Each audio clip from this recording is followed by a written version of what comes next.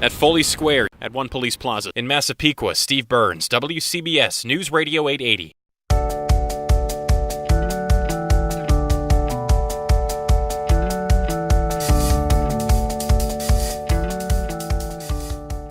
It was always the dream, kind of, but I never knew really for sure. I knew there would be a lot of time and a lot of effort before I could get back here. But it kind of was always the dream, and I'd grown up listening to 880. It was really cool just in itself to be here alongside some of the same voices that I had grown up listening to, and going out and reporting with a lot of the same people. But it was the dream, it was never a certainty. So to be back here now, it's pretty awesome.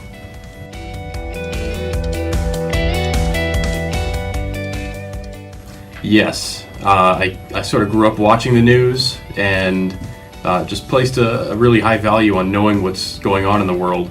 And I felt like journalism was always the calling for me, essentially. I remember walking into my college radio station the first day of freshman year and saying, "You're going to get to know me really well."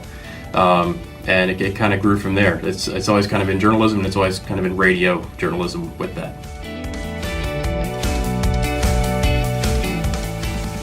I kind of grew up watching TV news with my mom, and then when I got my own car, I remember searching through the radio stations and realizing, well, that you can actually listen to the news whenever you want. You don't need to wait for a TV newscast. And the immediacy of radio, kind of just the ease of it, that whenever news happens, you can just flip on the mic and start telling people the news. You don't really need to wait, and I don't want to throw my TV friends under the bus, but you don't need to worry about makeup and lighting and camera angles and all that stuff.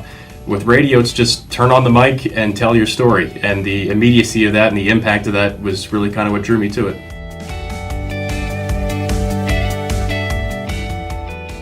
I looked up to Wayne Cabot, who's now the morning news anchor here.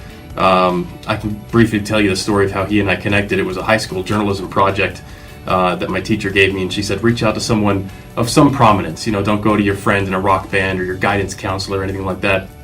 Go to someone of some importance and reach out and see if they'll do an interview with you. And I reached out to Wayne Cabot, thinking there's no way he's going to get back to this random high schooler. 5 minutes later, he got back to me, said, absolutely honored to do it, and he answered what I now know is like way too many questions. I sent him like 20 questions, and he answered them all in great detail. We stayed in touch. I visited the studio the next year. He got me the internship essentially, and we just kept corresponding from there, and I think that's a big part of why I'm here today. That was crazy because I was, I think, like 6 months into my first job as a news anchor at a really tiny local radio station that was about a half hour north of Boston. So the marathon bombing really affected people directly there.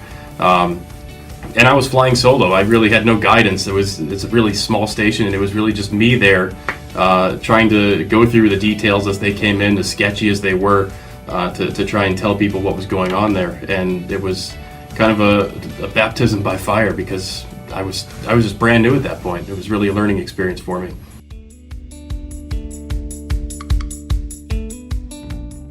Fake news, I still think of fake news as the original definition of a story that is deliberately false, that is meant to deceive the consumer.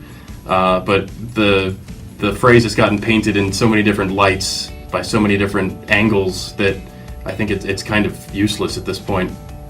So we really need to come up with a new kind of word for that kind of deliberately false story that is meant for nothing more than just to get clicks and get ad revenue.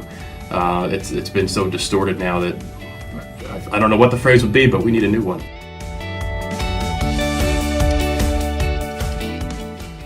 It's kind of a cliche at this point, but we are here to tell stories and kind of make sense of complex issues.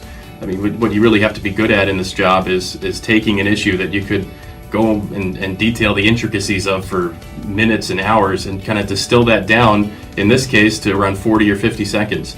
So you really have to kind of have your finger on the pulse, know what your audience knows, doesn't know, wants to know, and tell the story. I think that's the most important thing here.